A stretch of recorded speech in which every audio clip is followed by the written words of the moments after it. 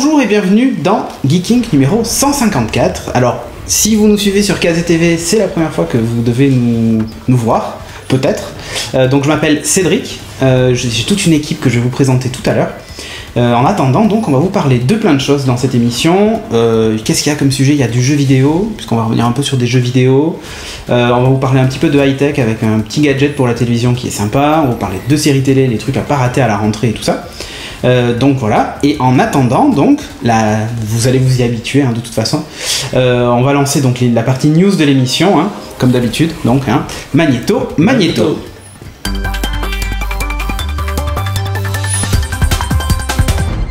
Et dans les news cette semaine, quelque chose a fait trembler la planète geek. Ben Affleck is Batman. Et voilà.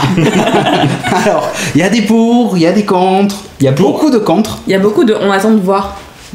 Non, la majorité, c'est quand même... Enfin, ceux qui se font le plus entendre, c'est ceux qui... Ça commence à pencher vers un équilibre. D'accord, ok. Ouais, il commence à y avoir des mêmes contre et des mêmes pour. Alors du coup, on sait pas encore, mais bon. Ok, vous... je suis pas.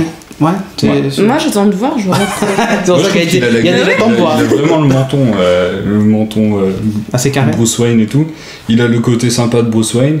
Donc après, il faut voir, il va passer tout son temps derrière un masque, alors pourquoi il serait pas crédible ? Puis il y a des acteurs qui font des grosses transformations physiques. Ouais, il fait 2 heures de muscu par jour comme Henry Cavill. Donc faut attendre de voir ce que ça donne. Comme Thibaut, pour se préparer. Mais Thibaut, tu n'es pas pris. Je suis vraiment Batman. Et t'es vraiment pas pris, c'est ça le problème. Je suis vraiment pas pris. Ok, on enchaîne avec une petite news sur le jeu vidéo, alors très rapide. La fin des Microsoft Points. Alléluia. Non mais c'est fabuleux. Donc du coup maintenant quand vous allez acheter des jeux sur le Xbox Live, que ce soit sur la 360 ou sur la Xbox One, si vous achetez une Xbox One, ça sera en euros direct. Wow, trop cool. Et ouais. Non mais jusqu'à présent, franchement, c'était un peu chiant. Alors c'était chiant pour 2 raisons. La première c'est que t'achetais des Microsoft Points, qu'ensuite tu dépensais puis t'en restais toujours quelques-uns, enfin tu vois. Et surtout t'avais aucune notion du prix de ce que t'achetais. Ouais, c'est clair. Alors ça fait 800 Microsoft Points.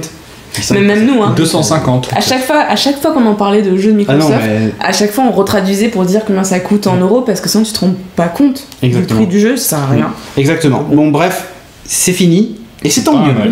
Si vous aviez encore des Microsoft Points en stock par contre, vous inquiétez pas, ils vont les convertir au montant équivalent en euros et à même arrondir au supérieur. Vous allez gagner quelques centimes. Pour une fois. La news suivante c'est encore Microsoft avec Windows 8.1. Pour mon anniversaire. Qui sera disponible le 17 octobre pour l'anniversaire d'Audrey. C'est fait exprès. Bah écoute, je vais demander à Microsoft qui t'envoie un Windows 8 que tu pourras mettre à jour en 8.1. Waouh. La classe. News suivante, Sci-Fi. Qui commande un pilote pour l'adaptation de l'Armée des 12 singes. Waouh. Mais du coup, on sait comment ça se finit. Oui. C'est un peu le problème, mais... Non mais peut-être qu'ils vont adapter peut-être qu'ils vont développer des histoires un peu sur le côté, genre des petits spin-offs. Ok. Je sais pas, on sait. Non, il y aura Bruce Willis et Brad Pitt ou pas ? Non. Sur Sci-Fi, je suis pas certain qu'ils aient le budget. Oh. Ouais. Projet Phoenix. Ouais, Projet Phoenix, c'est un projet sur Kickstarter qui est un JRPG qui est en cours de financement. Qui dit triple A, parce qu'il y a que des vétérans du jeu vidéo dedans qui ont bossé sur Diablo 3, sur Final Fantasy 12, 14, Crisis 3, Halo 4, 12, 14, 13, non, tu peux pas non, 12, 14, qui sont d'ailleurs super beaux. Et du coup, allez sur le Kickstarter, essayez de voir si ça vous plaît ou pas. C'est un JRPG avec un peu un mélange de RTS, donc un univers très sympa. J'ai vu, c'était pas mal. Visuellement, c'est plutôt sympa. C'est un peu mignon. Moi, je suis pas fan du système de jeu, donc du coup, je pense que ça m'intéressera pas, mais c'est vrai que c'est assez joli. Ouais, moi j'aime beaucoup. Ça se rapproche assez de Final Fantasy Tactics qui était sorti sur PS1. Et donc c'est jusqu'au 10 septembre que vous pouvez financer, donc allez-y, c'est les derniers jours. Mettez plein, comme ça ils vont peut-être débloquer le multijoueur. Ah oui, mais il n'y a même pas de multi ? Non. Et ce sera disponible sur PC via Steam, éventuellement PS4 et sur iOS et Android, mais en version limitée. D'accord, ok. Donc voilà. Très bien. Allez-y, ça va défoncer. News suivante, c'est encore toi. Ouais. Elf, tu nous en avais parlé déjà, il y a le tome 1, le tome 2. Ouais. C'est une saga en 5, ils appellent ça série concept chez Soleil, mais c'est en 5 tomes, et le 3e tome est sorti. Ouais. Donc ça a été lancé par Jean-Luc Instinct et Nicolas Jarry. Celui-là est scénarisé par Olivier Perru et dessiné par Stéphane Bilot. L'histoire est énormissime. C'est les elfes sylvains, ceux-là ? C'est les elfes blancs. Les elfes blancs, ok. D'accord, c'était les premiers. C'est le deuxième. Le deuxième. L'histoire est hyper prenante, le dessin est toujours aussi génial. Franchement, c'est une saga, il faut vraiment pas passer à côté, donc allez-y, foncez. Elf. Donc retrouvez l'épisode, Timothée en parle. Vous allez le trouver sur YouTube. Ah, moi maintenant, news pour moi. Ouais, news pour Audrey. La super annonce de Nintendo. Ils ont sorti une 2DS. Et ouais. Et qu'est-ce que c'est une 2DS ? Ah bah en fait c'est une 3DS mais qui est plate, que tu peux pas fermer. On peut pas fermer. Et en plus ça peut lire les jeux 3DS mais pas en 3D. Ouais. Et elle est capable de filmer par contre et de faire des photos 3D, mais vous pouvez évidemment pas les voir puisque l'écran est pas 3D. C'est super. Ça il faut juste m'expliquer le concept. C'est moins cher. $130. C'est ça, $130 donc c'est. 130 euros. Non mais c'est pas mal. Le truc qui est bien c'est qu'en fait pour les petits, les plus petits d'entre nous, pour Audrey quoi, enfin les bébés quoi, c'est pas mal parce que à mon avis ça sera plus costaud que la 3DS et compagnie. Oui, donc, c'est vrai que ça peut être pas mal. Moi je sais qu'il y en a qui ont dit ah mais c'est bien parce que c'est moins cher et tout. Ouais, enfin la 3DS elle a quand même un peu d'années d'existence, donc en tout cas c'est sûr qu'on trouve des bonnes occasions au même prix, voire encore moins cher. Donc mais ce sera pas neuf. Et puis tu pourras pas ne pas la replier. Ouais, tu pourras la mettre dans ta poche par contre. Bon, celle-là aussi. Oh, remarque, non, elle est peut-être un peu grosse. Dans ton t-shirt. Bah, un peu plus petit qu'une 3DS déroulée. Elle est tout arrondie. Oh, écoute, moi je. Non, mais comme t'as dit, pour les enfants. Ouais, tu vois, si je devais acheter une console à mon fils, il avait l'âge d'utiliser une console, ce qui n'est pas encore le cas, je pense que c'est ce que je lui prendrais. Parce que j'aurais moins peur pour l'objet. Donc voilà. Mais après, c'est vrai que pour le grand public, il y a déjà la DS, la DSi, la DS XL, la 3DS, la 2DS. Il va y avoir la 2DS XL. Et là, tu dis. Ah ouais. Non, mais... ça s'appelle une tablette. Genre, t'imagines, t'as un parent qui n'y connaît pas grand chose, t'arrives dans un supermarché.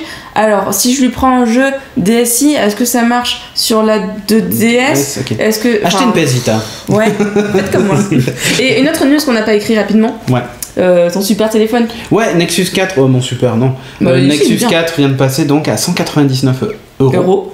Ce qui est pas cher du tout. Bon, ça, on se doute bien qu'il y a le prochain qui arrive et qu'ils veulent vider les stocks. Mais pour ceux qui veulent un téléphone plutôt bien. Ça, c'est la version 8 Go, la version qui a pas de carte mémoire. Donc, bon, si vous voulez une 16, c'est 249 euros.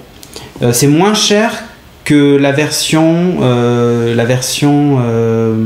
8 de l'époque. Enfin, elle valait 299 avant. Du coup, maintenant, la 16 vaut 50 euros de moins que la version 8 avant. Ok ? En gros, c'est moins cher. C'est moins cher. Et la Nexus 7 2013 aussi, et ça y est, enfin disponible. C'est une super tablette. On la testera très certainement dans un prochain numéro. Vraiment, vraiment super. Voilà, c'était tout pour les news. Et je vous propose d'enchaîner donc avec la suite.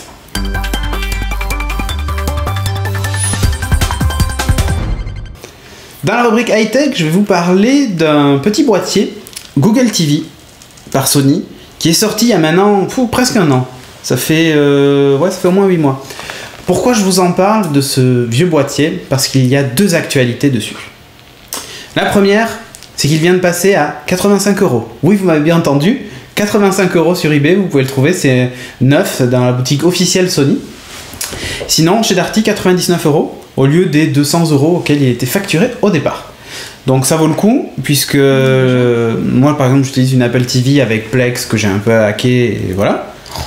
On l'a jailbreaké, c'est pas interdit. C'est pas hacké, c'est on a installé Plex qui est connecté à notre serveur Plex et tout ça. Et donc justement la transition est toute trouvée, Plex, puisqu'en fait Plex vient de sortir dans une version optimisée pour les télévisions, les Google TV. Et comme on est grand consommateur de séries et de films en utilisant Plex, je voulais absolument tester ce produit qui présentait donc des caractéristiques assez sympathiques. Donc, je vais vous en parler vite fait et on va surtout parler de la façon dont ça s'utilise parce que c'est assez sympa. T'as vu, j'allais sur BFM TV. Hein. Ouais, bien. T'as noté. Hein. Je me suis dit, si on allait voir ce qui se passe en Syrie. Ah non, certainement pas. Si on allait voir ce qui se passe en Syrie et tout. Donc, La Google TV, c'est un petit boîtier noir. Ouais, tu peux pas le montrer du coup. Mais je vais te montrer après. Tu sais, c'est un peu la magie de la télé. C'est-à-dire que par-dessus nous, il y a des images. Ouais. Et en fait, par-dessus nous, il y a des images de la Google TV débranchées avec toutes les connectiques. Là, avec ta petite télécommande, là, Donc, sur la Google TV, elle a une entrée HDMI et une sortie HDMI. Alors, pourquoi il y a une entrée ? Parce que si vous avez un décodeur ou autre, vous pouvez le brancher en entrée et vous pouvez du coup le piloter via la télécommande et faire du picture-in-picture. Donc, à la télé, derrière, on va certainement voir apparaître un petit carré en haut à droite qui, normalement, est la télé. Ouais. Bon, là, comme il n'y a rien de branché, il n'y a rien. Si je rappuie dessus, ça va passer en plein écran. Mais vous allez voir, il n'y a rien, hein, forcément. Il te dit de brancher le truc et tout ça. Alors en fait, on en a un boîtier. Le problème, on peut le dire, hein, ça fait rien, on va allumer Numéricable au passage. Ça fait une semaine qu'il marche pas. Normalement, mercredi prochain, donc ça fera 15 jours, il devrait fonctionner. Ouais, c'est vrai que du coup. J'espère que d'ailleurs, Numéricable, si vous nous écoutez, on aura une remise au moins du moitié prix de l'abonnement, parce que pendant 15 jours, on n'aura pas pu l'utiliser. C'est vrai que du coup, pour le test, c'est un peu embêtant parce que le picture-in-picture ne marche pas, mais en théorie, c'est bien. Voilà. Il y a plein de choses qui sont en théorie bien. Ouais. Bref. Donc le changement de chaîne de télé aussi d'ailleurs. Ouais, changement de chaîne de télé et tout ça. Alors à noter donc entrée-sortie HDMI, elle a aussi un petit port infrarouge, un petit émetteur infrarouge que vous branchez derrière avec un petit câble. Moi je l'ai posé sur mon meuble en dessous et du coup ça me permet de piloter aussi ma télé en infrarouge parce que ma télé n'est pas compatible CEC. C'est cette norme qui permet normalement de piloter via l'HDMI les télévisions. Par exemple, quand on allume sa PS3, si on a une télé Bravia Sony par exemple, ça allume aussi la télé. Tu vois ? Ouais. Bon, ben là, pour feinter, ce qu'ils ont fait, c'est ils ont mis ce petit émetteur infrarouge et du coup, vous pouvez piloter en appuyant sur un petit bouton sur la télécommande. Vous appuyez sur le petit bouton et automatiquement, ça allume la télé, la Google TV, et ça c'est cool. Vous pouvez aussi allumer un ampli ou votre décodeur, si vous avez un décodeur. En gros, c'est une télécommande presque universelle. Elle devient presque une télécommande universelle. Alors, elle est Bluetooth, donc elle discute avec le boîtier par radiofréquence, donc vous n'êtes pas obligé de viser le boîtier. Ça, c'est bien. C'est vachement bien. Oui. Par rapport à l'Apple TV, par exemple, ça fait une grosse différence. Et elle a un truc qui est sympa, c'est qu'en fait, quand vous la retournez, vous avez un clavier intégral. Alors, vous allez me dire à quoi ça sert un clavier intégral ? Il y a un moteur de recherche, il y a un navigateur, il y a YouTube et tout. C'est YouTube, beaucoup plus simple pour la saisie des trucs. Quand vous cherchez par exemple Sam le pompier, c'est hyper chiant à écrire en cherchant toutes les lettres pour que votre fils il regarde Sam le pompier sur YouTube. Et bien là, c'est trop pratique. C'est expérience utilisateur ultime, c'est vrai. Mais grave. Ça marche trop bien. Non, mais oui, il y a les espaces et tout, mais non, c'est vrai, c'est important. C'est vachement bien. Donc, il y a la possibilité de tout piloter, tout ça, une magnifique télécommande. Il y a aussi une sortie pour l'ampli, je ne l'ai pas précisé. Il y a une prise réseau Ethernet. Et vous avez aussi donc du Wi-Fi dessus, si vous voulez l'utiliser en Wi-Fi, si vous n'avez pas de port Ethernet sous la télé. Voilà. Qu'est-ce qu'on peut dire de plus ? Alors la télécommande, elle deux faces, donc on a vu un clavier. De l'autre côté, en fait, vous avez carrément un trackpad qui est cliquable. Donc là, on voit bouger la souris derrière sur l'écran, sans doute. Et si j'appuie dessus, en fait, ça clique. Ouais, ça c'est vachement bien pour naviguer dans YouTube, par exemple, parce que ou dans Chrome, si vous êtes sur Internet, vous pouvez naviguer comme juste ça. Juste avec des flèches, c'est la galère dans YouTube pour passer d'un truc à l'autre. Exactement. Là, c'est super bien. Alors il y a une touche guide, il y a tout un tas de trucs PVR et tout ça qui ne marche pas en France. Il faut savoir qu'en fait, Google TV aux États-Unis est une tuerie parce que quand vous le branchez sur vos box, quand vous faites une recherche, il est capable de rechercher sur toutes les chaînes de télé, en plus de chercher sur Internet et tout ça. Donc par exemple, vous cherchez, je sais pas moi, Firefly, s'il passe à la télé ou s'il est programmé à la télévision, il vous l'affichera. Et du coup, vous pouvez même piloter l'enregistrement et tout ça sur vos box directement depuis ce boîtier. C'est juste énorme. C'est le truc ultime en fait. Et pareil, quand tu cherches par exemple Firefly, il cherche aussi dans la boutique de location VOD, dans Netflix, dans tous les trucs. Bon, évidemment, en France, pas ça marche que sur Google, quoi, en fait. Pas que sur Google. Ouais, nous, chez nous, la recherche, elle cherche que sur Google. Elle cherche même pas à l'intérieur du truc du Plex pour te dire ce que t'as. Plex va être compatible avec cette fonction-là. Ils sont en train de travailler dessus, du coup, dès la page d'accueil, là, si j'appuie sur la petite loupe, donc ça va faire apparaître le champ de recherche. Là, par exemple, si je tape Geek Inc. et je fais entrer. Alors, il me propose Geeking Ulule, il me propose de faire une recherche sur YouTube, d'ailleurs. Et tiens, l'enregistrement live, oh là là, on va rentrer dans la matrice. Je vais appuyer dessus. Attention. Ouais, je pense, ouais. Je vais baisser le son de la télé. Alors ouais, je peux piloter le son de la télé avec des petites touches qui sont sur le côté ici. Et en fait, tout ce qui est sur la tranche, ça pilote la télévision. D'ailleurs, ça serait vachement plus simple. Tu vois, donc là, en fait, on se voit Ah, c'est les... Attends, ah oui, il y a un petit décalage, tu vois. Donc... Non, c'est surtout le 153. Ah, c'est le 153 ? Oui. J'ai pris le présent. Oh, bah Oui. voilà. Mais bon, bref, c'est assez sympa. Ouais, tu dis oui. Donc quand vous appuyez sur la touche Home, la dernière application tourne en tâche de fond. Donc là, on continue à voir le live qui tourne derrière, le menu revient et tout ça. Après, c'est de l'Android classique. Donc vous avez le store dans lequel vous pouvez télécharger des applications. Alors, je vais afficher le menu avec les applications. Donc ça, c'est des applis qui sont livrées de base. J'en ai installé quelques-unes, mais pas grand-chose. Il faut dire que le store est plutôt vide. Donc c'est un peu désolant. Mais il y a l'essentiel Plex. Donc oui, pour moi, c'est voilà, pour moi c'est parfait. C'est YouTube aussi. Vous avez Twitter, ouais, c'est assez pratique. Elle se comporte en fait exactement comme ou en partie comme le Chromecast, le petit objet dont on avait parlé, je crois, dans le podcast précédent ou celui d'avant. C'est-à-dire que depuis votre téléphone Android ou même depuis l'application YouTube de votre tablette, vous pouvez envoyer la vidéo sur la Google TV directement. Donc c'est plutôt cool. À noter aussi donc au passage que la télécommande fonctionne avec 2 piles seulement, que vous pouvez changer. Enfin, c'est 2 piles classiques, hein, un petit truc pour ouvrir la façade. Voilà, 2 piles comme ça. Voilà. Au niveau logiciel, donc on a fait le tour puisqu'il n'y a pas grand chose. Il y a Google Music qui est intégré. Donc si vous avez un pass All Access Music à 8€ par mois, vous avez la musique en illimité aussi dessus. Ça marche, ça stream. Je vais aller dedans. Hop. Donc là j'ai un pass All Access. On va voir tout ce que t'as écouté. Ouais, enfin non, c'est ma bibliothèque. Ouais. Donc voilà, donc c'est Ben Folds, puisque j'ai écouté Ben Folds. Et donc vous pouvez, par exemple, pareil, gérer votre truc. Bon, l'ergonomie est pas oufissime, je trouve, sur l'appli musique. Moi j'ai du mal sur le truc à aller sur l'appli les pochettes. musique, ouais, franchement, j'ai eu un peu de mal à trouver. Alors du coup j'ai mis en random, comme ça. Ouais, c'est pas ouf. Après, vous avez la boutique de location de vidéos et d'achat de chez Google, donc Google Play Vidéo. Bon, qui est assez complète quand même. Seulement, c'est toujours pareil, le prix des VOD est assez cher, donc c'est un peu embêtant. Alors moi, j'ai un seul film que j'ai, qui est Transformers 3, magnifique film, hein, qui m'avait été offert à l'époque avec la tablette Nexus 7. Et du coup, il est associé à mon compte. Donc dès que je me connecte, je retrouve Transformers 3 tout le temps. C'est bien, tu l'as partout où tu vas, tu as Transformers. Partout où je l'ai. Là, je vais vous montrer.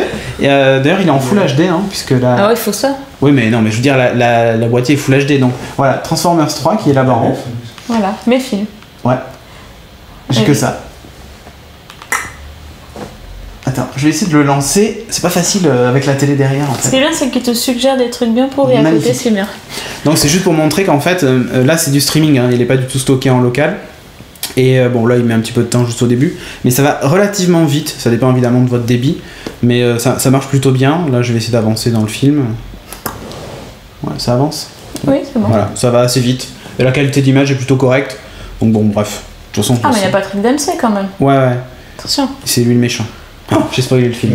C'est lui. Ouais. En bref, mais surtout le plus intéressant, c'est ça. C'est Plex. Si aujourd'hui vous cherchez une solution de Media Center sympa qui tag vos films et tout automatiquement, je vais pas vous refaire toute l'histoire. Qu'est-ce qu'il me dit là ? Ouais, il s'est connecté au serveur. Quoi ? Bah ouais, on voit un peu tout. Ouais, on voit tout ce qu'on a regardé. On voit tout ce qu'on a regardé, tu vois. Comme quoi. Hein. Donc bref, du coup, vous avez la possibilité de télécharger le serveur Plex qui est gratuit. C'est gratuit le serveur Plex. Si vous achetez ce petit boîtier à 85€, si vous arrivez à le choper sur eBay, l'application vaut 76 centimes, l'application Plex pour Google TV. Pour 85€ et 76 centimes, parce que les frais de port sont compris dedans, bah vous avez un Media Center juste ultra complet, avec toutes vos séries bien taguées et tout ça, avec les résumés des épisodes, les machins. Vous voyez, quand vous avez terminé une série, il vous affiche ce que vous devez regarder ensuite et tout ça. Enfin, c'est juste fantastique. Donc, et vous avez un suivi synchronisé entre tous vos appareils. C'est-à-dire que sur l'iPad, j'ai Plex installé, je sais où j'en suis, et si j'ai commencé à regarder là et j'ai mis pause, je continue là. Enfin, c'est cross-device, c'est juste top.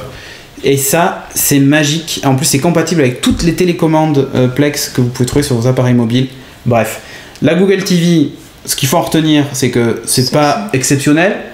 Sauf qu'avec Plex, c'est juste parfait. Sauf si tu as l'usage de Plex, en fait. Ouais, si vous utilisez Plex, ça vaut énormément le coup. Et donc, je voulais vous le signaler. Pourquoi est-ce qu'elle est aussi peu chère en ce moment ? Parce qu'il y a un nouveau modèle qui sort, le NSG 8X ou je sais plus quoi, qui intègre en plus un micro ici, dans le truc. Comme ça, vous faites les recherches vocales avec Google. Ouais.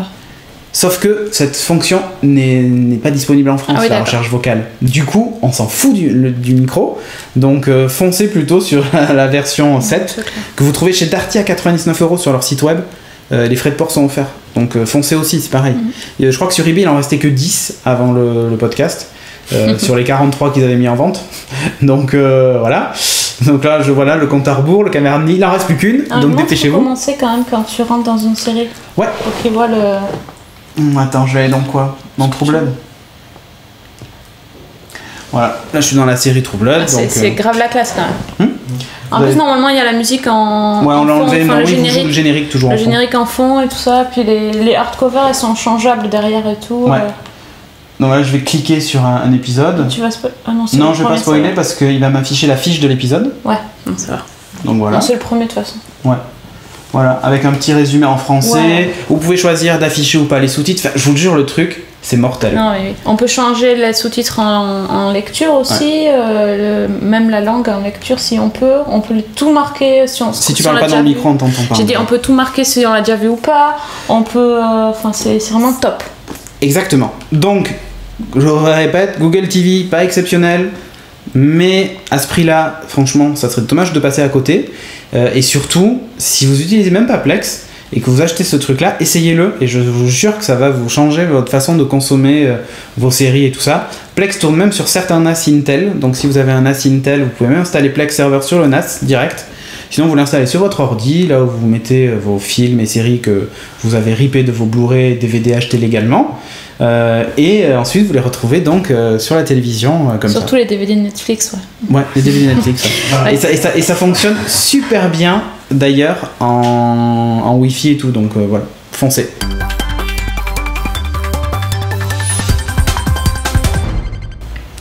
Dans la rubrique ciné, Kevin, qui est notre spécialiste ciné et qui passe son temps dans les salles obscures.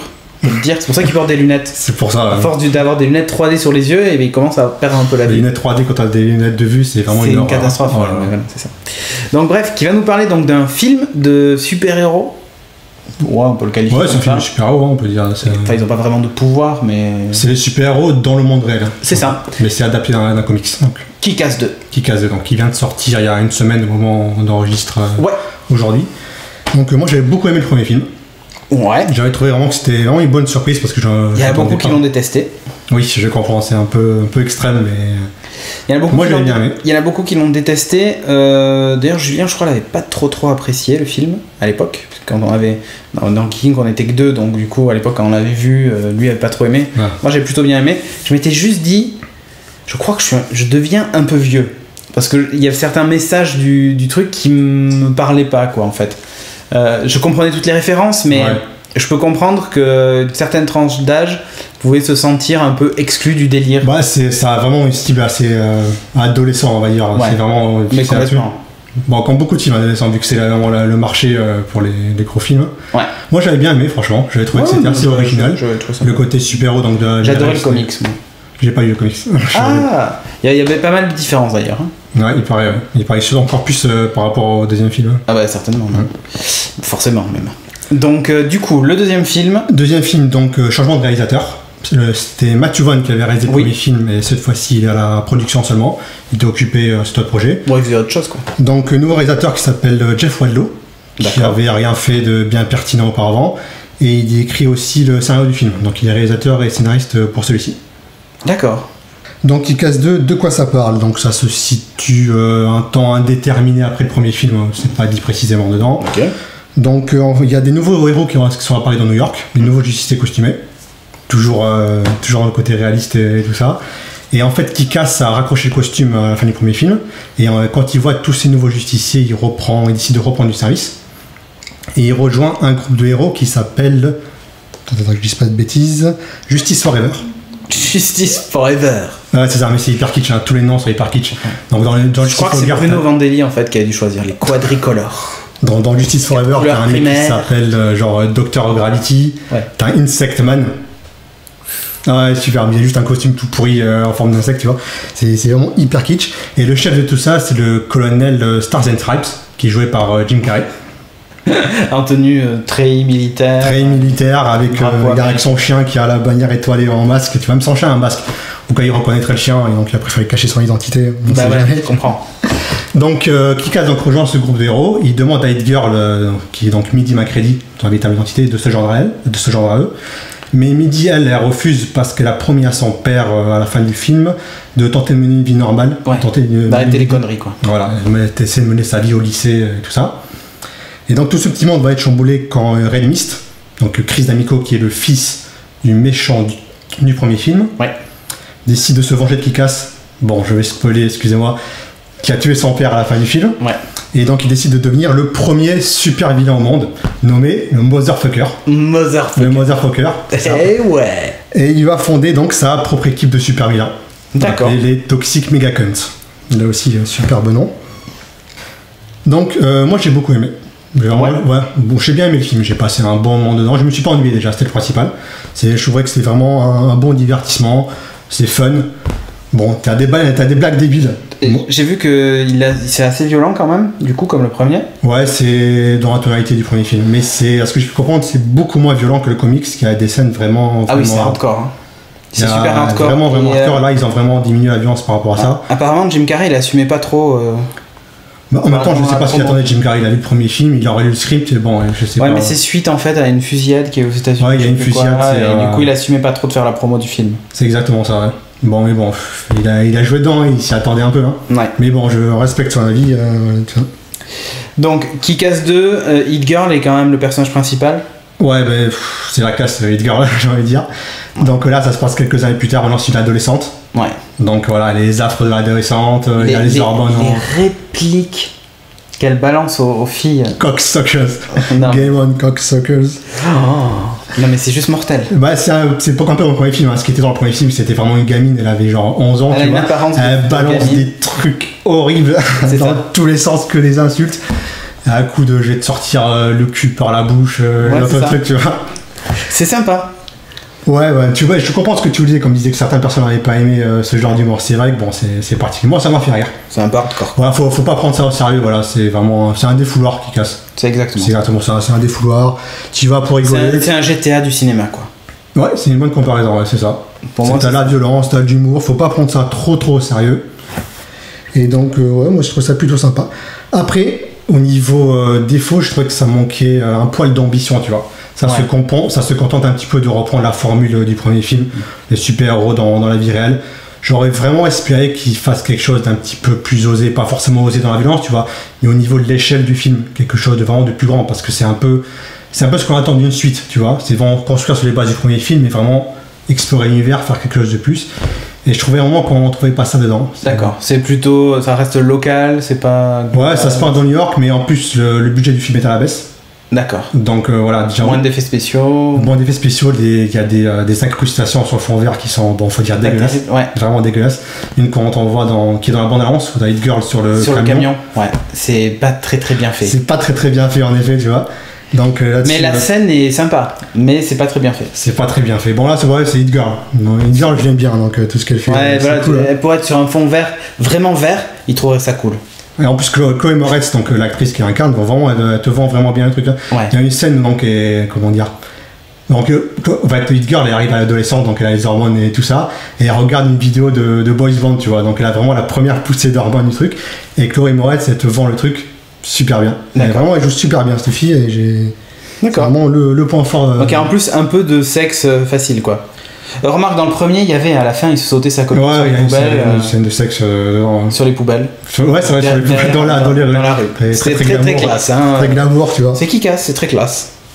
Donc, donc voilà, j'ai trouvé que le film manquait un peu d'ambition donc, au niveau de l'histoire. Il y a vraiment ambition visuelle, donc ça reprend vraiment la formule du premier. Okay. Il y a quelques scènes d'action assez cool. Dans une à base de tondeuse à gazon bien gore. Ok. Bon, j'aime bien les scènes à base de tondeuse à gazon, ça me fait toujours rire, tu vois. Ah bah, c'est clair, hein. Donc ouais, il manque un peu d'ambition. Il manque des zombies quoi, et la tondeuse à gazon, mais c'est tout. Bon, sinon tu recommandes globalement le film ou pas? Moi je recommande à ceux qui ont apprécié le premier film. D'accord, si on n'a pas aimé le premier, non, passez votre chemin, vous allez détester. Non. Bon, Philip Gage, John Plisken, si tu nous écoutes, c'est pas la peine d'aller voir le film. Hein. Ouais, bon. Pour résumer, c'est un peu comme le premier, même trop comme le premier et en moins bien. Mais si vous avez aimé le premier, allez-y. Moi j'ai aimé le premier. Donc t'as aimé celui-ci? Ouais, j'ai passé un bon moment, je me suis pas ennuyé devant. Ok. Donc Kick-Ass 2 qui est encore à l'affiche, foncez. Et si vous n'avez pas vu le premier et qu'on vous a donné envie de regarder le premier, je sais pas, au moins par curiosité, regardez le premier d'abord. Ouais, mais bon, enfin ça va. Enfin, tu regardes pas ce film pour l'histoire. Non, pas vraiment, non. Voilà, exactement. À la fin du film, t'as oublié l'histoire, t'as retenu que les moments fun. Ouais, t'oublies, de toute façon, il y a tellement de trucs qui se passent dedans. Exactement. Bon, bref, donc Kick-Ass 2, tu recommandes quand même. Ouais, quand même, je recommande. Ok. Et bien, on passe à la suite.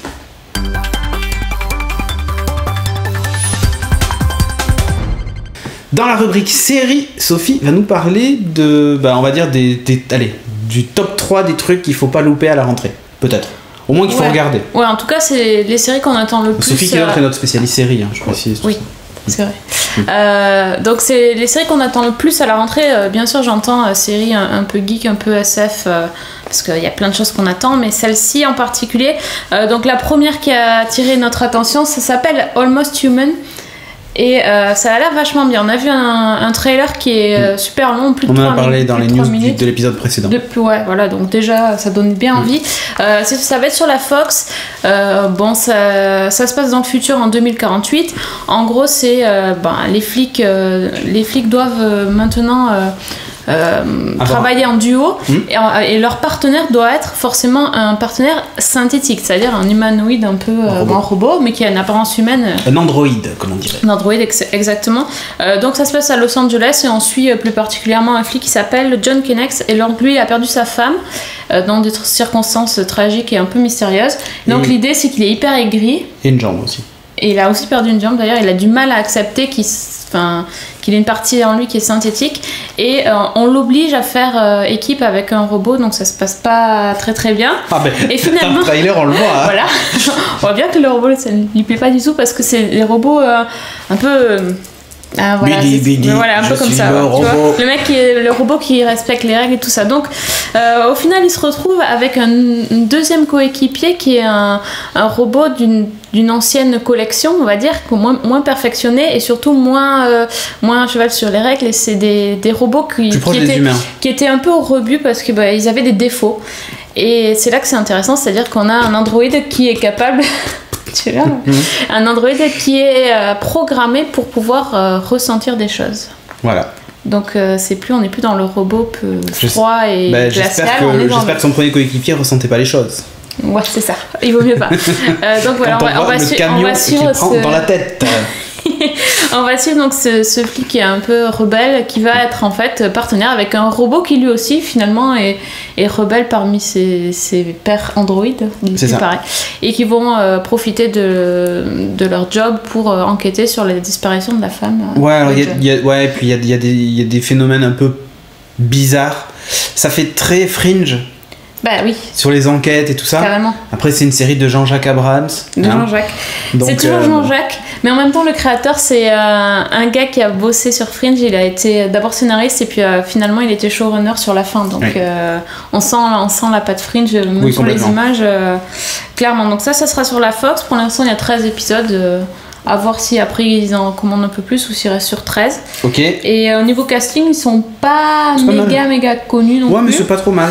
Ouais, alors ça dépend, voilà, ça me dit là-bas, ça dépend. Enfin, moi je connaissais pas le. Il y a Eomer. Voilà, c'est ça. Moi je connaissais pas forcément, mais il joue pas dans des séries, il joue dans des films. Donc Karl Urban, donc il est Homer dans Seigneur des Anneaux, McCoy dans Star Trek aussi. Moi celui que je connais c'est l'androïde, c'est le pote, c'est Michael Ealy. Il est dans cet été on l'a vu dans Wes et Travis sur M6. Wes et Travis c'est pas très bien, c'est juste l'acteur, on l'a reconnu de là. Et il y a la très très très jolie Minka Kelly qui a fait fantasmer pas mal de mecs dans Friday Night Lights. Ok.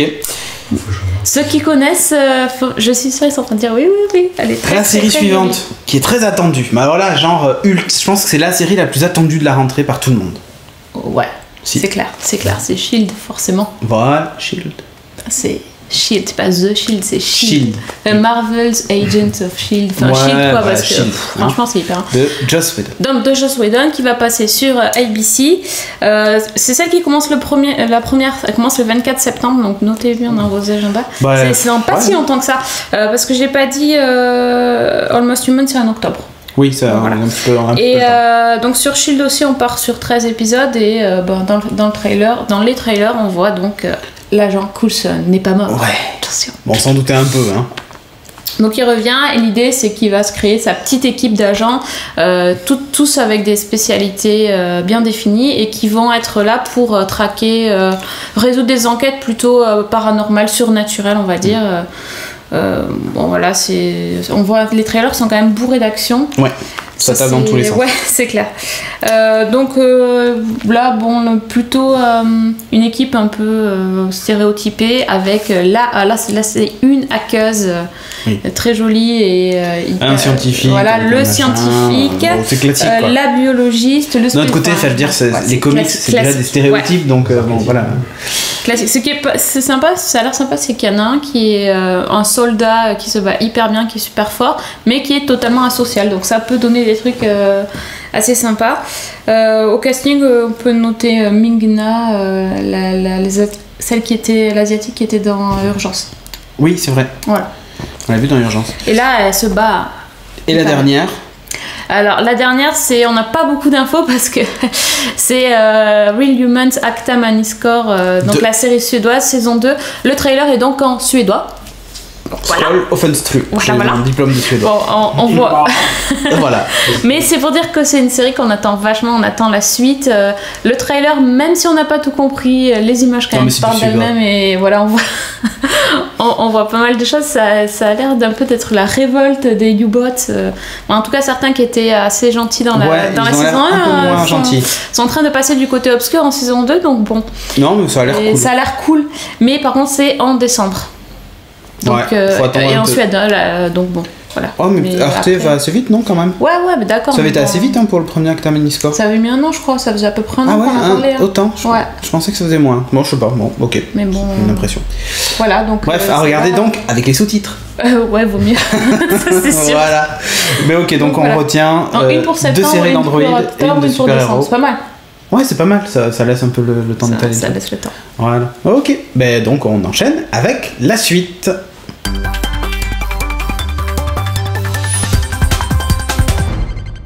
Dans la rubrique série télé, on va vous parler d'une série d'animation avec Timothée qui est notre spécialiste comics. Il est aussi un peu drôle, hein. C'est pour ça que c'est notre comique.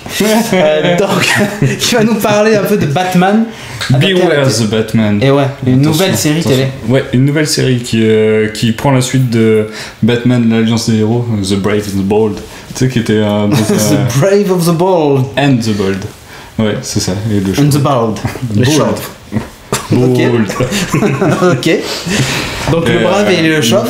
C'est une nouvelle série qui est diffusée depuis le 13 juillet sur Cartoon Network et bon, c'est produit par Warner Bros Animation et DC Comics. C'est l'histoire de Batman. C'est original. Enfin, ils ont un parti pris original pour la série. En fait, ça raconte le début de Batman. C'est les premières années de Batman. D'accord. Donc Bruce Wayne vient limite tout juste d'être. Quand il n'est pas encore marié avec Robin et tout, quoi. Voilà, il n'y a pas encore tout ça. Ok. Et on va suivre justement Bruce Wayne qui va devoir devenir de plus en plus expert en tant que détective et tout, et en tant que Batman. Et on va suivre Alfred, qui est, alors là, gros changement, c'est un ex-agent du MI6. Oh, il a un peu la tête, hein. Là, maintenant, il a une grosse tête. D'accord. Il ressemble même pas à Alfred qu'on a dans les comics, avec la petite moustache, le petit coincé comme ça. Là, c'est un chauve, un gros baraque chauve, limite Vin Diesel, quoi. Ok. Pourquoi pas. Mais bon, pourquoi pas. Il est très classe, d'ailleurs. Et une petite Tatsu, qui est en fait Katana. Donc une autre héroïne. Ils ont vraiment pris des petits trucs, des personnages pas forcément hyper connus de tout le Bat-Universe. Donc même concernant les méchants, les réalisateurs avaient comme principe de pas faire encore une énième histoire Batman contre le Joker. Ok.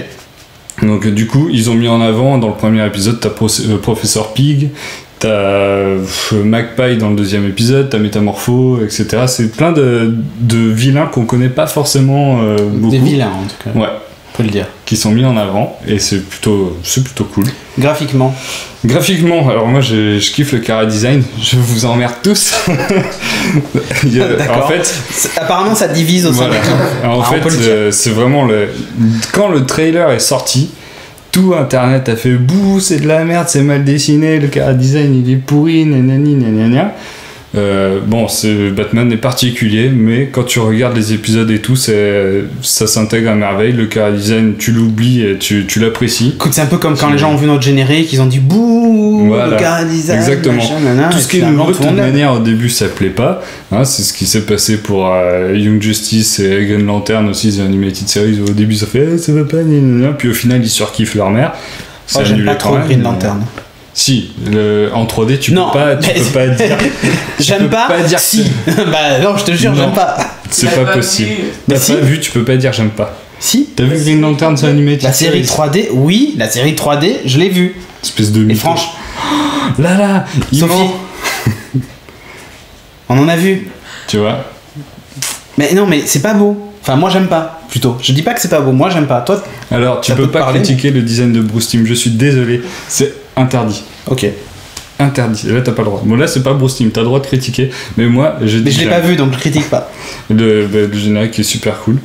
Donc, ce que j'ai retenu, le chara design qui est génial. L'animation, donc c'est une série 3D. Hein. L'animation est hyper fluide. Aussi fluide que le générique ? Ouais. Ok. Quand même. Ok. Peut-être pas au même niveau, mais quand même. Ok. Et donc l'animation, enfin pour une série télévisée, j'ai trouvé que toute l'animation des combats, les chorégraphies de combat et tout rend super bien. Il y a un dynamisme fou, c'est hyper impressionnant. Green Lantern à côté, ça fait totalement désuet. Hein. Ouais. C'était. C'est pour ça que je te dis, j'aime pas trop. Donc il n'y a pas le côté un peu vide que tu pouvais trouver dans Green Lantern. Ah bah Green Lantern, je suis désolé, les décors c'est des cubes et c'est le désert. Ça me rappelle les MMO au début, tu sais. Mais ils vont sur des planètes vides, c'était vide. Donc là t'as pas cet aspect là, ils se baladent dans Gotham et tout et t'as vraiment l'impression d'être quand même dans j'espère Gotham. C'est pas une ville où il y a plein de gens, mais quand même. Tous les personnages sont super originaux, ils ont un vrai background qui est mis en place assez rapidement. Donc Alfred et Katana qui se connaissent, qui vont au fur et à mesure, Katana va travailler pour Bruce Wayne en tant que garde du corps, etc.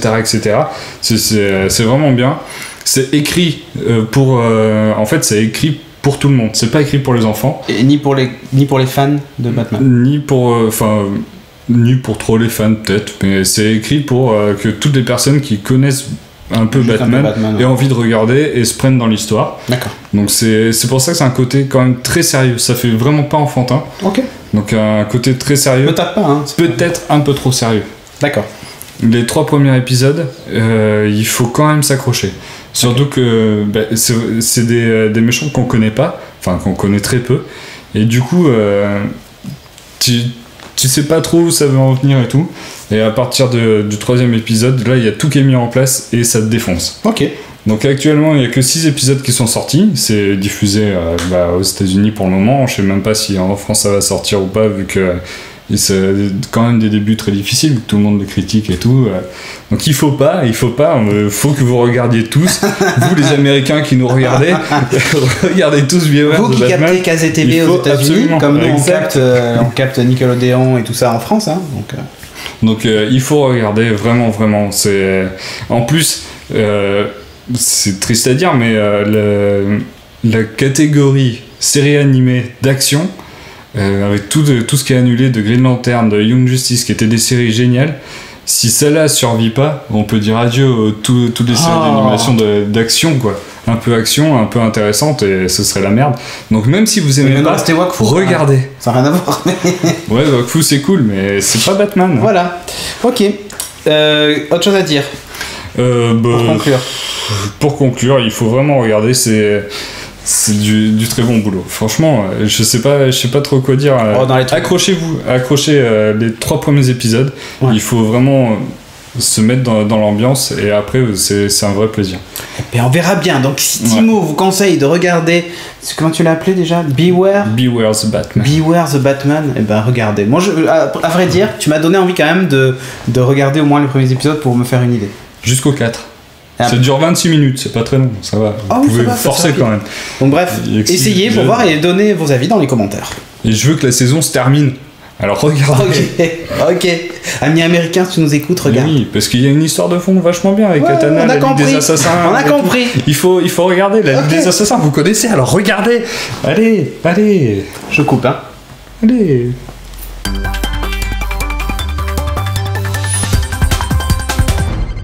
Et dans la rubrique jeu de rôle, wargame, jeu de plateau, Sébastien, d'accord. Sébastien, il aime pas que j'appelle sa rubrique jeu de rôle, wargame, jeu de plateau. Ça prend 3 plombes. C'est pas grave, t'as un nom en particule, c'est pour ça. Voilà. Donc Sébastien va nous parler d'un jeu de rôle cette fois. D'un jeu de rôle, oui, on va revenir. Alors c'est Défi Fantastique. Et t'en avais parlé en réponse à une question. Le jeu de rôle. Attention, on t'entend pas si tu mets là. J'en avais pas parlé justement, pas plus que ça. Non, t'avais répondu à la question. Voilà, on nous avait posé une question pour savoir comment faire débuter des jeunes sur du jeu de rôle, qu'est-ce qui était bien pour commencer et tout. Donc, et en fait, j'avais pas été trop satisfait de ma réponse sur le live parce que bon, on avait donné quelques pistes, tout ça, mais pas forcément une très bonne orientation. Mais au final, ça tombe bien parce que c'est excellent pour débuter. Pour un groupe qui veut débuter au jeu de rôle ou quelqu'un un ancien qui a envie d'initier ses enfants, par exemple, c'est juste fantastique. Un ancien, nous. Non, quelqu'un qui a fait du jeu de rôle dans sa jeunesse et qui a connu, par exemple, les livres dont on est le héros. Et puisque c'est inspiré de ça, des défis fantastiques, pour initier des gens, c'est juste top. Les règles sont simples, enfin bon, on va en parler, on va détailler ça. Donc c'est, quand on avait parlé, donc moi ma première mission que j'avais faite avec vous, j'avais présenté les livres dont on est le héros, qui ont bercé notre jeunesse et donc qui sont toujours édités et qui a une dernière édition depuis un an à peu près. Et en fait, il y en a certains qui ont été adaptés en jeu de rôle, donc les plus connus, Loup Solitaire et Défi Fantastique. Défi Fantastique qui était la série qui avait été créée par Ian Livingstone et Steve Jackson, qui sont les fondateurs entre autres de Game Workshop, donc voilà, des petits messieurs. Des messieurs riches, des messieurs. On vous parle. Ça. Plus que nous en tout cas. Et donc là en fait il y a eu alors en langue anglaise ça existait depuis quelques temps, mais là c'est la première fois que c'est traduit en français, et parce qu'il y a eu une réédition anglaise, et là les Français donc de Scriptarium, qui est une association, donc je félicite pour ce travail, ont fait toute la traduction française et n'ont pas fait que de la traduction, ils ont juste doublé l'épaisseur du bouquin par rapport à la version, l'épaisseur du bouquin. Voilà, on passe de celui-là fait 340, je crois que l'original fait 172 pages. Alors bon, ils ont fait aussi une pagination plus claire, ils ont un peu plus espacé les choses, ils ont changé les illustrations, donc ils ont vraiment fait plus qu'une traduction, et franchement c'est super bien. Ils ont fait une super adaptation. Voilà, super adaptation. Donc le gros avantage, c'est que c'est vraiment simple. Si vous voulez initier des gens, je vais te prendre un truc, c'est que on peut apprendre les règles très très vite. Pour vous dire, là il y a un premier chapitre règles principales avec quelques personnages pré-tirés, c'est ce que tu as sur la deuxième feuille, et quelques petits mécanismes de jeu avec un scénario. Je vais vous les sortir. Je sais plus où c'est. C'était page 2542. Non, c'est au tout début. C'est au tout début, et justement, ce qui est énorme, c'est qu'on peut commencer avec quasiment rien du tout. C'est genre, t'as 10 pages, et puis voilà. Avec ça, vous pouvez jouer. Tout le reste, c'est du blabla. Non, après, c'est vraiment pour détailler les règles, aller plus loin dans la création des personnages, comment créer des aventures, des choses comme ça, les cartes, l'univers. Mais on peut vraiment commencer à jouer avec rien. D'accord. Tout simplement parce que le jeu, donc comme on disait, les règles sont très simples. Si vous vous rappelez des livres dans le héros, donc les défis fantastiques, vous aviez deux caractéristiques principales. L'habilité, donc qui en fait est la compétence la caractéristique qui dit tout ce que vous savez faire, en fait, tout ce qui est habilité, quoi, voilà, tout simplement. Et l'endurance, votre résistance. Ok. Et il y avait une troisième caractéristique qui était la chance, qui en fait intervenait quand l'habilité ne pouvait pas couvrir tout, et permettait un peu de se sortir du pétrin, c'était l'ultime recours. Sortir de la merde. Voilà. À ça, ils ont juste ajouté une nouvelle carac, c'est la magie, qui en fait était explorée dans les... Il y a eu un autre chapitre des livres dont le héros qui s'appelait la sorcellerie, qui a été fait par Steve Jackson, qui a exploré plus le côté magique. Et donc en fait, Défi Fantastique regroupe non seulement Défi Fantastique, mais aussi sorcellerie, parce que c'est tout le monde de Titan. Ça se passait dans un monde, et en fait, c'est ce jeu Défi Fantastique est basé sur ce monde de Titan, qui est un monde médiéval fantastique. Ok. Voilà. Donc en fait, la chose toute simple, c'est que vous avez une caractéristique, et vous jetez 2 dés de 6, vous devez faire moins. Si vous faites moins, c'est réussi, enfin moins ou égal. Si c'est supérieur, vous avez loupé. Double 1, échec critique, double 6, succès critique. D'accord. Voilà, c'est aussi simple que ça. Quand c'est en combat, on compare les habilités, mais là, on additionne par rapport, on prend notre habilité plus 2 dés de 6, le monstre fait la même chose en face. Okay. Et là, les critiques sont inversées, c'est-à-dire double 1 on fait un échec critique, double 6 on fait un succès critique. Okay. Voilà, ça fait jouer. C'est tout. Voilà, après vous enlevez... Allez, maintenant, interrogation surprise. Après vous avez l'endurance, donc c'est vos points de vie, tout simplement, vos capacités de résistance. La chance, alors ils ont gardé le principe qu'il y avait dans les défis fantastiques, c'était tenter votre chance. C'est-à-dire qu'en fait, votre caractéristique chance, la plupart du temps, quand par exemple vous tombiez sur un piège que vous n'aviez pas vu, au moment où le sol s'effondre sous vous, vous pouviez tenter votre chance pour voir si au dernier moment on se rattrape, de pas tomber dans le piège avec les pics qui sortent, voilà. Ou sinon vous tombez. Après, on verra ce qui se passera. Et donc la chance, à chaque fois que vous l'utilisez, vous perdez un point de chance. Donc plus ça va, moins vous avez de chance. Moins vous en avez. Voilà, moins vous en avez. Et donc à chaque fois que vous devez faire un test, plus il devient difficile en plus. Donc voilà, juste ces caractéristiques-là. Et la magie, en fait, elle sert pour faire des tests de pouvoir quand on est magicien. Et pour déterminer le nombre de points de pouvoir, enfin le mana quoi en gros, de certains magiciens, parce que tous les magiciens ne fonctionnent pas pareil. Et également quand, par défaut, quand un perso est non magicien, il teste ses connaissances sur l'habileté. Donc ça peut paraître un peu bizarre, mais quand on devient magicien et que la caractéristique magie devient plus importante, on peut aussi tester sur la magie. Ok, d'accord. À ceci, alors là c'est vraiment très très simple, vraiment du même niveau que le livre dans les héros. Les caractéristiques sont identiques, ce qui en plus permet de récupérer le livre dans les héros, les monstres et de les incorporer là-dedans. Ok. Après vient se compléter un système un peu à la Warhammer V2, je vais dire en jeu de rôle, c'est-à-dire un système de compétences et de talents. Les compétences en fait, elles vont s'ajouter à votre chiffre d'habilité. Par exemple, si vous avez une compétence escalade. Quand vous faites un jet d'escalade, quand vous faites un jet d'escalade, plus la compétence escalade, que vous pouvez faire monter de point en point. Et les talents, par contre, c'est plus des choses innées, permanentes. Vous êtes un super bon grimpeur. Voilà, et donc du coup t'as plus 1 en escalade en permanence quoi. Voilà, vous êtes par exemple issu d'une longue ligne. Tu fais jet d'escaladeur. Voilà. Exactement. Votre père est Spider-Man, et vous avez plus 1 en escalade. Talent Spider-Man, voilà, c'est inné. Donc s'ajoute à ça, donc pour les combats bien sûr, le système d'armes et d'armure. Alors en fait, comme on voit là, il y a il y a une espèce de petite échelle, en fait, ce qui représente les résultats du dé 1, 2, 3, 4, 5, 6 et 7+, parce que des fois on peut avoir des bonus. Ah oui, voilà. Genre et en fait, vous mettez votre arme. 7 au dé de 6, je ne comprends pas comment on le faisait. Gros bill. Donc vous mettez votre arme, par exemple une épée.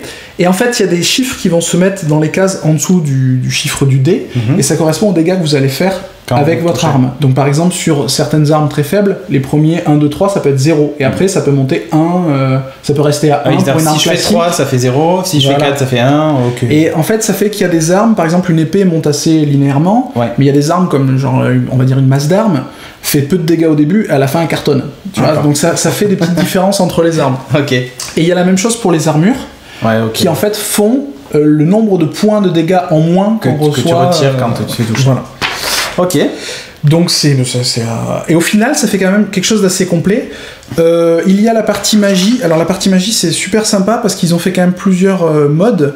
Alors il y a une espèce de magie mineure un peu que tout le monde peut se servir pour faire des petits sorts. Et après les vrais sorciers, il y a les magiciens classiques qui eux en fait se servent de leurs compétences magie pour avoir un espèce de pool de points de magie qui leur permet de lancer leurs sorts. Et tant qu'ils ont de la réserve, ils peuvent balancer des sorts. À côté de ça, il y a les sorciers, qui eux, les points de magie, s'en foutent. Ils se servent juste de leurs compétences magie, parce qu'en fait, ils tirent dans leur endurance pour envoyer leurs sorts. D'accord, ok. L'avantage, c'est que... alors, ils se fragilisent beaucoup plus. L'avantage, par contre, c'est qu'ils sont peut-être moins des quiches au combat, et ils peuvent porter des armures, chose que les magiciens ne peuvent pas faire. D'accord, ok. Et après, dernière classe magique, les prêtres. Et les prêtres, en fait, ils ont juste 4 pouvoirs, un prodige et 3 pouvoirs à côté. Les pouvoirs communs, en fait, ça dépend du dieu. En fait, ça pioche dans un réservoir commun, chaque dieu a les siens. Et le prodige, par contre, c'est un super pouvoir spécifique à ce dieu-là. D'accord, ok. Et on peut juste s'en servir une seule fois par journée chacun. D'accord. Par contre, ça dépense pas de magie, ça dépense pas d'endurance, c'est automatique et gratos. Donc le prêtre est moins puissant en magie, par contre c'est vachement fun et surtout beaucoup de pouvoirs de guérison, donc ils peuvent être très pratiques pour le groupe quoi. Okay. Plus un assist. Bon, après au niveau de l'histoire en général, parce que là on voit le système de règles, on voit c'est assez facile. Alors au niveau de l'histoire et du monde, ça reprend vraiment fidèlement le défi dans les héros. Ouais. Et défis fantastiques et donc les sorcelleries. Et par exemple, il y a une campagne donc inédite sur la VF, qui est à la fin, qui prend un bon tiers du bouquin, parce qu'elle est bien fouillée, les mecs ont été, je trouve, un peu trop loin dans certains détails, qui est inspiré des défis fantastiques, je crois que c'est le 2 et le 4, donc c'est la citadelle du chaos et la forêt de la malédiction, alors qui est inspiré pour l'endroit, pour les zones, mais ils ont fait une nouvelle histoire là-dessus. Okay. Et c'est là qu'on voit que les gars sont quand même vraiment fans, parce qu'ils ont vraiment poussé le détail, ils ont un peu amélioré les plans, d'accord, okay. C'est assez sympa. Bon, mais que les choses soient claires, là on est face à un vrai jeu de rôle papier, c'est un vrai jeu de rôle. On s'installe autour d'une table, on sort ses fiches de personnages, on joue à les plusieurs, dés, les chips, et voilà. Donc après ce que j'en ai pensé, alors justement très simple, c'est un point positif, c'est les règles, elles s'assimilent super vite, vous pouvez limite jouer avec ce que je vous ai expliqué, y a juste après les compétences, les talents différents à connaître, bon. Donc ça c'est vraiment un super plus. La joie, c'est avec les illustrations qu'ils ont mises, parce qu'ils ont remis donc les illustrations noir et blanc qu'on avait à l'époque. Alors pour certains, ça peut faire un peu vieillot, parce que c'est quand même des illustrations qui datent. Moi je trouve que c'est juste... Il y en a des sympas aussi. Elles sont quand même sympas, c'est juste le côté vieux qu'on peut avoir. Mais par contre, si on a été fan à l'époque de ça, ça met dans l'ambiance, c'est top. C'est toujours aussi sur du papier, c'est pas du papier glacé, c'est du vrai papier. Enfin moi je préfère, je sais. Donc ça, on retrouve vraiment la texture vraiment du livre dans les héros, sauf pour la taille. C'est un gros livre dans les héros. C'est une encyclopédie dont vous êtes le héros. Ce qui est bien, c'est que justement, par rapport au livre dans nos héros, il y a un écran et tout ou... Oui, il y a un écran qui est sorti. Ils sont en train de sortir les autres suppléments. Il y a un écran qui est sorti. Ça vaut 39€. 39€. Le bouquin de base, ça va. Vu l'épaisseur, ça va. Ouais. Les matières. Il est tout en noir et blanc, mais il y a quelques parties, j'ai vu qu'il y avait des illustrations qui sont en couleur.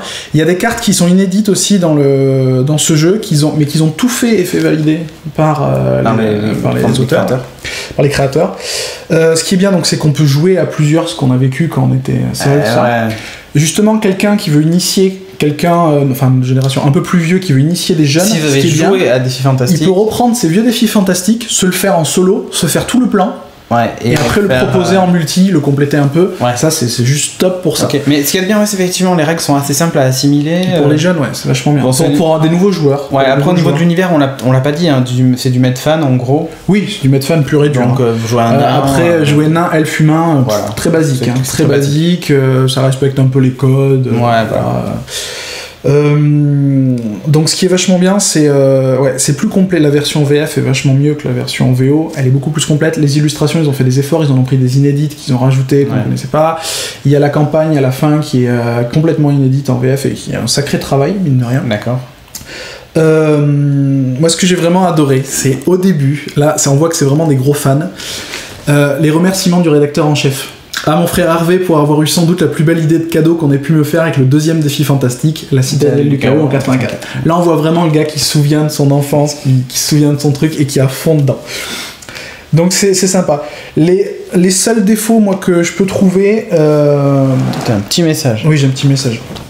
C'est que vraiment, si vous êtes un gros rôliste, passez votre chemin, sauf si vous êtes fan des livres dans nos héros, parce que si vous voulez faire après des campagnes au long cours et tout, par rapport à d'autres systèmes de jeu, dans d'autres jeux Medfan, ça va vite se retrouver limité.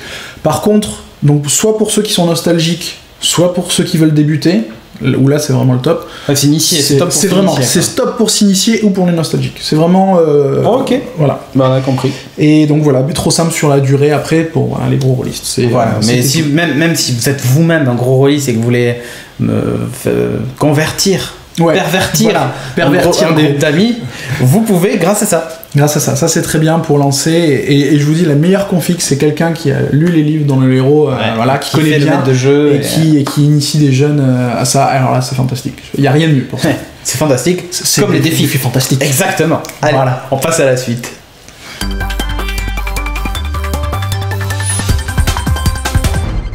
Dans la rubrique jeux vidéo, Audrey, notre spécialiste jeux vidéo, hein, spécialitesse ou doctoresse. Doctoresse jeux vidéo, donc, va nous parler de la Gamescom qui s'est déroulée il n'y a pas longtemps. Du coup, on va revenir un peu sur les annonces. Alors, je préviens, je vais pas revenir sur toutes les annonces parce qu'il y en a toujours beaucoup. Trop. Je vais juste revenir sur certaines qui, moi, m'ont intéressé et peut-être vous intéresseront avec un peu de chance.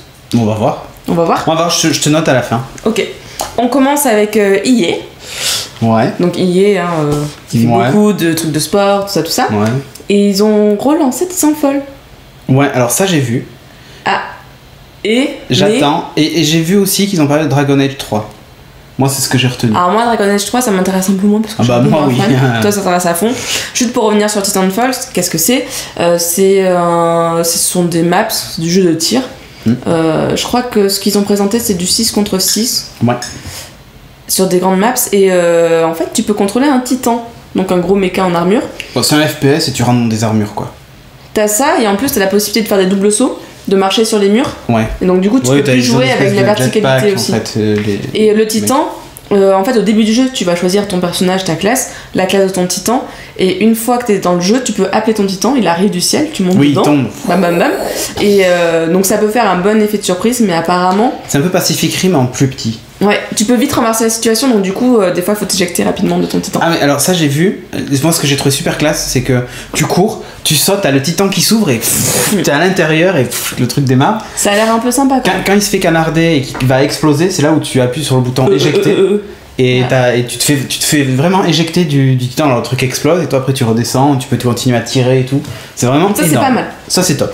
On passe à Ubisoft. Ouais. Je sais que c'est un jeu que t'attends avec impatience d'ailleurs. Ouais. Watch Dogs, on a vu un nouveau trailer. Oui. Il donne toujours autant envie, je trouve, ce jeu. Il défonce le multi, moi, m'a l'air un peu sympa, où tu sais, tu dois hacker les autres et tout ça, et ça a l'air assez sympa. Bon, après, ça reste un peu dans Assassin's Creed, je trouve. Ouais, mais j'aurais bien aimé un multi-coop, ça aurait été cool. Ouais, t'en demandes trop. Et par contre, tu auras aussi un film de Watch Dogs. Donc à voir. Bon, si, ça, franchement, je pense que ça peut être top. Autant un film sur Gran Turismo, je suis pas certain. Là, entre nous, messieurs de chez Sony. Watch Dogs, oui, ça peut être sympa. Par contre, Watch Dogs, il y a une histoire, quoi. Enfin, il y a une vraie histoire, un vrai background. Ouais. C'est comme un film sur Remember Me, quoi. Oui. Bah, c'est possible. Oui, c'est possible. Et ben voilà. D'accord. Et ensuite, il y a aussi une app compagnon qui a été prévue pour le jeu Assassin's Creed. De toute façon, il faut une app compagnon pour tout. Alors là, t'as une app compagnon qui te permet de voir la carte interactive. Tu peux aussi, je crois, tu peux faire des annotations qui, du coup, se remettront sur ton jeu. Donc, par exemple, t'es dans la pleine mer, tu sais pas te diriger, enfin, t'as du mal à te diriger. Un peu comme toi. Hop, tu prends ta carte, tu dézoomes, tu vas là. Et hop, ça apparaît. T'as un Google Maps, en fait. C'est ça. Très bien. Autre chose, ça te permet aussi d'entrer dans la base de données Animus. Donc, c'est plutôt sympa. Et en plus, t'as un mini-jeu de gestion de ta flotte. Parce qu'au fur et à mesure, tu vas pouvoir récupérer des bateaux et après tu vas pouvoir leur faire des missions. Enfin voilà, tu peux récupérer de l'argent, tu vas pouvoir améliorer ton bateau et récupérer aussi des vêtements. Tu crées des flottes en fait. Pour ton personnage. Ok. Bon, donc c'est plutôt sympa et apparemment c'est bien fait, bien pensé. Ok. Donc, c'est un peu anecdotique finalement comme dans Mass Effect, l'app compagnon préparée. Mais c'est toujours sympa je trouve. Ouais. C'est sur tablette plutôt, iOS et Android et le portable est aussi prévu entre Android et iOS. D'accord. On passe à Sony. Alors Sony par contre c'est là où j'ai pris le plus de news. Ce n'est pas par favoritisme. Et j'ai pas trouvé que la conférence était oufissime. Moi j'ai pas regardé la conf, j'ai pas pu. Moi j'ai regardé et franchement avec Jeff d'ailleurs qui est dans la chatroom, on a pris la conf en replay tu sais parce qu'on n'a pas pu la regarder en live. Je crois qu'elle durait 2 heures. On a dû la regarder en un quart d'heure. Tellement on a avancé. Ouais. Alors ça, je m'en fous. Ça aussi. Alors, pourquoi j'ai mis plus de news de Sony ? Parce que t'as une PS Vita, blablabla. Voilà. Parce que ça y est, je vais tester des jeux PS Vita, enfin. Mais de toute façon, tu vas les tester pour toi parce que parmi les gens qui nous regardent, personne ne l'a. M'en fous. Okay. Alors, premier jeu qui m'a donné envie, c'est un jeu indépendant parce que Sony, mine de rien, a quand même mis à l'honneur les jeux indépendants cette année dans leur conférence, ce qui est quand même plutôt rare d'en parler autant, donc je trouvais ça bien de leur part. Le premier c'est Murasaki Baby, c'est un jeu tout en crayonné un peu dark. Je sais pas si t'as vu des... Si j'ai vu. Des fois... J'ai avancé. T'as avancé. Bah ouais, c'est un univers particulier qui moi me fait penser un peu à Tim Burton dans les croquis qu'il a pu faire dans la préparation de ses films. Ça fait penser un peu à ce genre d'univers. On va contrôler bébé et on va devoir la guider pour la sortir de cet univers cauchemardax, tout simplement. Okay. Je crois que c'est un gameplay uniquement tactile d'ailleurs. Donc pas mal pour la PS Vita. Big Fest. Deuxième truc, Big Fest. Donc là on a eu plein de jeux de gestion, on a pu gérer, on a déjà eu l'occasion de gérer des fêtes foraines, ce genre de choses. Là on va gérer des festivals de musique. Ouais. Alors là comme ça on se dit ouais bof. Ce qui est cool c'est qu'ils ont un partenariat avec Jamendo et du coup on va pouvoir créer nos festivals en mettant des musées musique issus de Jamendo. Voilà, des musiques issues de Jamendo. Les artistes. Donc ça veut dire aussi que pour les artistes, ça peut être un moyen de se faire connaître par ce biais. Et ça, je trouve ça plutôt sympa. Voilà, c'est le petit truc en plus qui m'a fait dire ça peut être cool. Après, ils ont parlé aussi un peu de tout ce qui était cross-buy, donc ils en ont mis pas mal. Donc on va pouvoir acheter un jeu, par exemple sur Vita, et je vais l'avoir sur ma Vita et sur ma PS3 ou PS4 plus tard, en achetant qu'une seule fois. Donc parmi eux, Hotline Miami, Binding of Isaac, qui est un jeu indé qui fait beaucoup parler de lui, et Rogue Legacy. Ouais. Sur la PS3, il y a Rain qui sort, qu'on avait vu l'année dernière. Alors disons, ils se mettent du temps à se sortir. Hein. Tu me diras, cet été, il a pas beaucoup plu. Alors, Rain qui va sortir, qui a l'air. Qui moi me parle, mais comme tu veux pas me prêter ta PS3, bah tu joueras et tu me diras ce que t'en penses. Donc, il sort le 2 octobre sur le PSN. 13€. En gros, je rappelle le principe, t'es. Un petit garçon invisible qu'on voit uniquement sous la pluie, et quand il passe à un endroit sec, on voit ses traces de pas mouillées. Voilà, suivant. Donc, et sur la PS4, il y a aussi Rime qui me donne envie. Alors, je sais pas si tu as vu des images, je veux pas. Non. Ça ressemble visuellement, beaucoup de gens le comparent à Ico. Ah oui, j'ai vu. Ça fait très poétique, ça fait. Et je trouve que c'est pas mal. T'as l'impression que t'as aussi des jeux par rapport aux ombres. Des fois, ton ombre s'allonge et va ouvrir une porte. C'est vrai que ça a l'air pas trop mal. Ça, c'est à suivre, sachant que ce jeu est créé par Tequila Works, qui a aussi créé Deadlight qui était mis à l'honneur dans Summer of Arcade, il me semble, il y a quelques années, l'année dernière ou celle d'avant. Donc à suivre, ça peut être plutôt sympa. Ok. Et je termine avec Microsoft. Qui nous ont présenté leur Fable Legend, donc ils exploitent encore la licence. Enfin, ça a l'air top. Oui, ça a l'air vachement bien, mais on sait pas trop ce que c'est encore en fait. On sait pas si c'est un MMO en fait issu dans l'univers de Fable. On sait pas du tout. Ça se passe 400 ans avant Fable. Ouais, et ils ont montré plein de classes différentes. Il y a un voleur, un magicien et tout ça. Enfin, le chara design c'est Fable quoi. Enfin, c'est juste magnifique. Par contre, la meuf qui est en armure avec son bouclier. Alors, pour les joueurs de LoL, elle me fait trop penser à Léona, qui a aussi un gros bouclier comme ça. Tout à fait. Voilà. Enfin, bref. Mais j'allais le dire, en fait. J'allais le dire. Elle ressemble trop à Léona, quoi. C'est incroyable. Donc, bref, moi j'ai envie de savoir ce que c'est comme système de jeu. Pareil. Après, si c'est juste un. Ce serait cool que ce soit un. Alors, attends, pour ceux qui voient pas de quoi on parle, en gros, dans le trailer, on voit 4 personnes qui s'unissent pour battre des méchants. Et en fait, sur la fin, on voit que. Enfin, ils nous disent que chaque fable a besoin de son héros, mais que chaque héros a besoin de son vilain. Ouais. Et qu'est-ce que tu vas choisir d'être ? Voilà, parce qu'en fait, le principe de Fable, ça a toujours été de jouer ou un gentil ou un méchant. Voilà. Et donc là, a priori, tu peux aussi jouer des méchants. Alors je comprends. J'ai l'impression que ça ressemble quand même à un espèce de Diablo-like qui vont nous sortir. Tu vois, je sais pas. Moi, j'attends vraiment de voir ce que ça va donner. Le précédent Fable était nul là. Fable The Journey, je crois que c'était celui où avec Kinect, c'était juste naze. Et en parlant de Kinect. Ouais, Fighter Within. Qui d'ailleurs reprend des jeux qu'on a pu voir, je crois, sur du Kinect, où ton corps est scanné et tous les mouvements que tu fais sont retranscrits, et c'est pour des jeux de combat. Voilà, donc si t'es nul, si tu sais pas te battre, eh ben tu seras nul. C'est comme ça. Je trouve que le principe peut être sympa. Ouais, mais non, en fait j'ai pas envie de jouer. Ok, donc toi c'est ce que t'as noté pour la Gamescom de cette année, donc, et puis aussi donc PS Vita $199. Oui, baisse de prix, on va faire des bundles aussi à foison. Ouais, ça vaut presque maintenant le coup d'acheter la PS Vita. Et oui. Maintenant. Surtout qu'en plus elle va servir aussi comme pour le gamepad, tu vas pouvoir jouer sur les deux. Jouer sur les deux ou streamer même aussi. Voilà, streamer, c'est-à-dire jouer sur ta console pendant que tu laisses la télé à madame qui regarde des séries par exemple. Je dis ça, je dis rien, hein, madame. Bref, allez, on passe à la suite.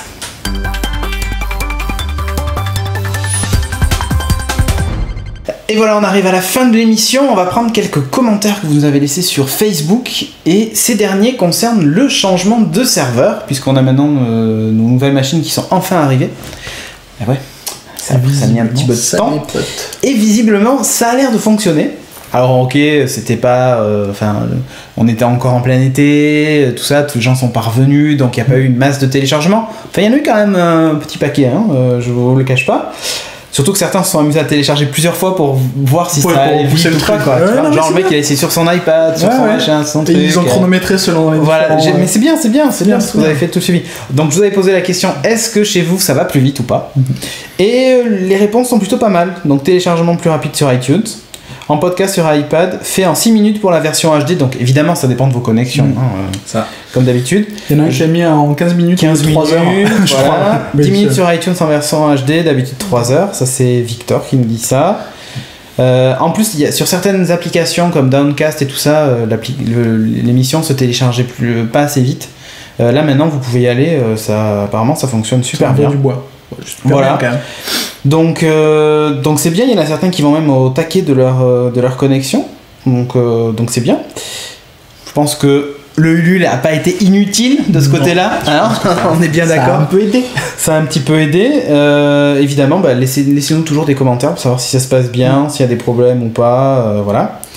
On met en place les choses au fur et à mesure. Donc, Bah oui, voilà. Exactement. Petit à petit, l'oiseau fait son nid. Voilà. Donc là, on sait que maintenant, il faut qu'on achète pour le live. Voilà, on va prendre la carte, les deux cartes d'acquisition pour le live. Comme ça, vous pourrez choisir l'angle, donc soit la caméra principale, soit l'autre. Je vais revenir aussi vite fait sur la diffusion télé, puisque beaucoup l'ont découvert. Oui, sur Facebook. On avait parlé lors du dernier live, mais c'est vrai qu'on l'avait pas annoncé officiellement. Donc effectivement, d'ailleurs peut-être que vous nous regardez sur KZTV, donc on en profite pour l'annoncer puisqu'on est quand même à l'épisode 154, donc ça fait longtemps avant que des gens nous ont regardé. Hein. Oui. Donc on est diffusé à la télévision grâce à KZTV. Voilà, qui n'a pas d'exclusivité de diffusion, hein, mais qui diffusera l'épisode en fait 24 heures avant la sortie sur iTunes et tout ça. Le temps de Cédric Ancon en fait. Ouais, c'est un peu ça. En fait, parce que moi je leur envoie une version brute, donc ça va assez vite. Après, moi j'ai tous les encodages à faire et tout ça. Donc c'est un petit peu plus long pour la version podcast. Ça changera pas grand chose sur la version podcast. Non, mais voilà. Mais après l'émission, vous la retrouverez sur YouTube, sur le replay aussi de KZTV, chez KZTV. Voilà. Donc si vous êtes abonné KZTV, vous nous aurez un jour avant les autres. Si vous n'êtes pas abonné KZTV, je crois que c'est diffusé. Si je dis pas de bêtises, on est sur KZTV, donc. En clair, on est sur la partie claire. Ouais. Mais pour l'instant, ça marche que chez Free pour le moment, mais ça devrait. Ça doit arriver sur les autres box. Tranche horaire, mais voilà. Si vous êtes abonné KZTV ou si vous suivez KZTV, vous le savez. Voilà pour la question de télévision. Et qu'est-ce qu'on avait d'autre? Non, je crois que c'était tout. Oui, le nouveau générique quand même, on va en parler. Ah bah oui. Hein? Donc on a pas beau. Qui dit télé dit on se fait tout beau. On s'est mis sur notre 31, tu vois. J'ai un peu mis mon plus beau t-shirt Tron. On le retrouve dans le noir comme c'est sûr. Exactement. Si on était un tout, on me revoit dans le noir. Et tout par contre. Hein. Tout ouais. La moindre. C'est ça. Ce qu'on va faire d'ailleurs à la fin pour le générique. Kevin, tu vas appuyer sur l'interrupteur pour éteindre. Toi, tu vas aller éteindre celui-là et moi je vais éteindre la télé. Et comme ça, dans le moment, on va me voir briller dans le noir. Ou alors, on va rien voir de ou pas. Ou je disparais. Bref, magnifique. Donc, le nouveau générique. Je remercie beaucoup Glenn qui nous a contactés pour nous proposer un coup de main. Et quel coup de main! Ça va. Il y a des mains partout. Il y a des mains partout. Exactement. C'est un petit peu le dénominateur commun de ce générique. On va lancer très prochainement un petit concours où il faudra trouver toutes les références du générique et on vous fera un beau cadeau. Pourquoi pas une Nexus d'ailleurs, une Nexus 7, ce que je disais. Hein, voilà, on achètera une Nexus 7 qu'on vous fera gagner, celui qui trouve toutes les références du générique, et Dieu sait qu'il y en a. D'ailleurs, Glenn, il y en a même certaines que moi je n'ai pas trouvées. Ça serait pas mal que tu m'envoies la liste. Oui, parce qu'on fasse pas de conneries. On fasse pas de conneries. Quand on fout pas un gars qui a tout trouvé. Ouais. Il y en a certaines, je suis pas sûr. Bref, donc c'est Magic Studio ou Brainstorm, puisqu'ils vont bientôt changer de nom, qui nous a fait ça, et Eric Muller qui nous a fait un son original. Donc c'est un générique original, son original, vous le trouverez nulle part ailleurs et tout ça. Donc voilà. Donc c'est cool. C'est cool. Voilà, nulle part ailleurs, qui était aussi une autre émission de télé. Voilà. Rien à voir. Bref, allez. Je suis retenu. Sur ce, ouais, mais c'est pas grave. Le Black Pourri, c'est aussi notre marque de fabrique. Donc laissez-nous aussi vos avis sur le nouveau générique et tout ça. Merci beaucoup de nous avoir suivis. Rendez-vous dans 15 jours pour le prochain numéro sur KZTV, sur YouTube, sur iTunes, partout où on est. C'est la fête, on y va. Et dans quelques secondes, tu vas te lever, donc maintenant, tout de suite, là, pour aller éteindre. Kevin, toi, tu vas faire pareil. Et moi, je vais aussi essayer d'éteindre donc la télévision. Tu coupes tout. Je sais pas si ça va fonctionner ou pas. Hop, j'éteins la télé. Et non, et on ne voit plus. Au revoir. Superbe. Ah, j'ai raté mon effet de fin. C'est nul. Mais vous pouvez rallumer par contre. Ah, je me disais, je me sentais un peu tout seul dans le noir.